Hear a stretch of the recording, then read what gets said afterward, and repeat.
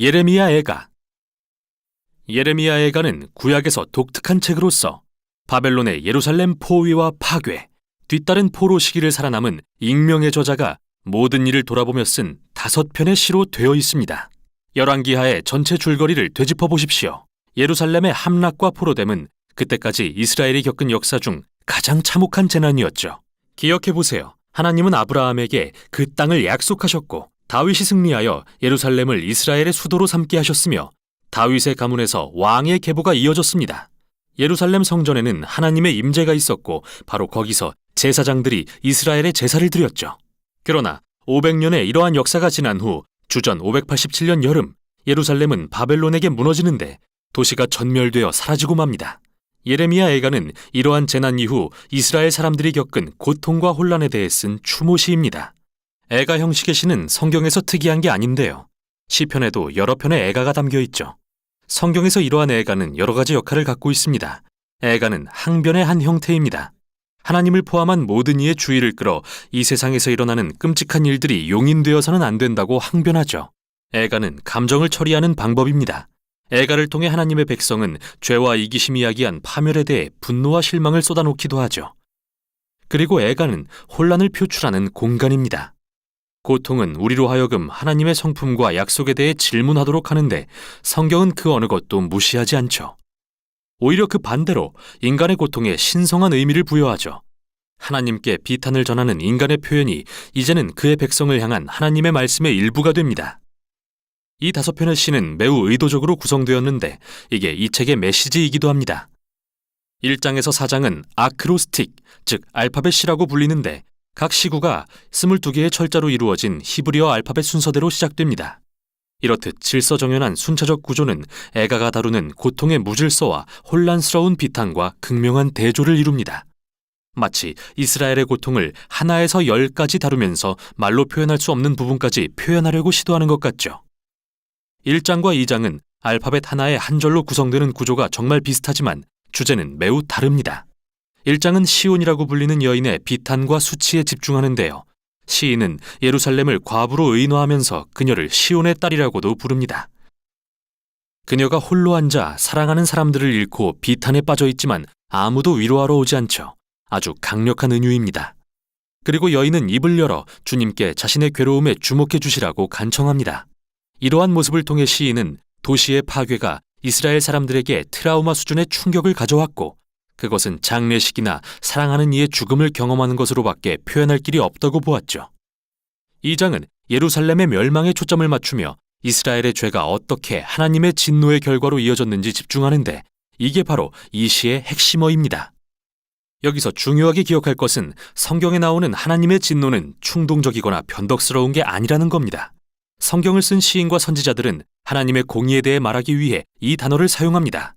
이스라엘은 하나님과 언약 관계를 맺었지만 수세기 동안 이방 신들을 숭배하고 불의를 저지르며 가난한 자들을 억압함으로써 언약을 어겼죠. 물론 하나님은 노하기를 더디하십니다. 그러나 인간의 악에 대해 노하시면 반드시 징벌로 그의 공의를 행하시는 분입니다. 예루살렘의 경우 바벨론이 그들을 정복하도록 허락하신 것이 그 예죠. 이렇게 이 시는 하나님의 진노가 정당하다는 것을 인정하고 있습니다. 그러나 이것이 시인으로 하여금 애통해하며 하나님께 다시 한번 긍휼을 구하는 것을 막지는 못합니다. 3장은 앞부분과 달리 알파벳 하나당 3절로 구성됩니다. 그래서 이 책에서 가장 긴 시이죠. 그리고 화자는 자신의 고통과 비탄을 말하는 외로운 남성으로서 그는 백성 전체를 대표합니다. 재미있는 것은 이 장이 구약의 다른 부분에서 인용한 언어들로 가득 차 있다는 점으로서 욥의 탄식부터 시작해서 시편의 주요 애가들 그리고 심지어 이사야서의 고통받는 종의 노래도 인용합니다. 시인은 이 장에서 말한 것처럼 그의 고난을 하나님의 공의의 시련으로 보지만 역설적으로 이것이 시인에게 소망을 줍니다. 그리고 이 부분이 이 책에서 유일하게 소망의 언어가 쓰인 곳이죠. 주님의 언약의 신실함으로 인해 우리가 진멸되지 않고 그의 자비는 무궁하시며 아침마다 새로우니 그 신실하심이 큽니다. 그래서 나는 말합니다. 주는 나의 기업이시니 내가 그를 바라리라. 시인은 이렇게 추론하죠. 하나님이 인간의 악에 대해 한결같이 공의를 행하시는 분이라면 그분의 언약도 한결같이 지키시어 죄가 그들의 최종 심판이 되지 않게 하실 것이다. 그래서 이 시인에게 하나님의 심판은 곧 소망의 모판과 같습니다.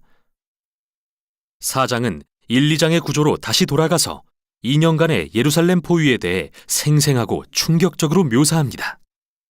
그리고 과거의 예루살렘이 이제는 얼마나 끔찍한 포위 상태로 전락했는지 대조합니다.